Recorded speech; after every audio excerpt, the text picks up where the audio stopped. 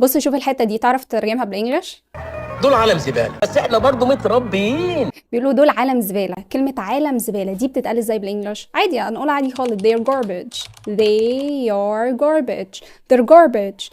بيقولوا بس احنا برضو متربيين. فانا عايزة اوصف ولد او بنت واقول لك البنت دي متربية، الولد ده متربي، تفتكر اقولها ايه؟ لو انت مستواك beginner فهتلاقي الكلمة اللي ظهرت على بالك دلوقتي هي كلمة polite. ماشي مفيش مشكلة، بس تعالى نرفع المستوى كده مع بعض شوية وندور على كلمات advanced و synonyms لكلمة polite. كلمة متربي دي بنقول عليها well brought up. well brought up. well brought up يعني ايه؟ يعني متربي كويس، ده ولد متربي كويس. ممكن نقول عليها تاني ايه؟ ممكن نقول عليها well mannered.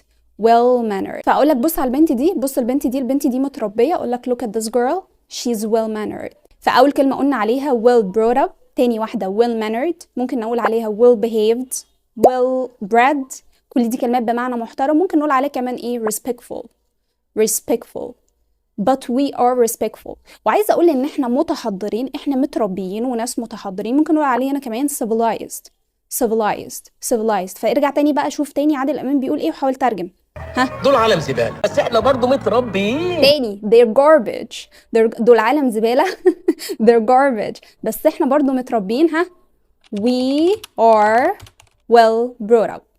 we are well brought up. لو انت عندك مشكلة في الاكسبريشنز والكلمات بتاعتك لسه مستواها beginner ومحتاج تتعلم اكسبريشنز اكتر، تشوف الاجانب بيقولوا ايه وتتعلم المصطلحات الايديومز الفيرزال فيربس بتاعتهم، فانت كده محتاج ان انت تنضم لينا في كورس السيمي برايفت. السيمي برايفت ده بيكون معاك عدد 3 اشخاص بس، عشان العدد يكون قليل، الكل يستوعب، الكل يركز، والكل يستفيد باكبر قدر ممكن. لو مهتم هتعمل ايه؟ يس هتسيب كومنت او هتبعت مسج عشان تعرف كل الديتيلز.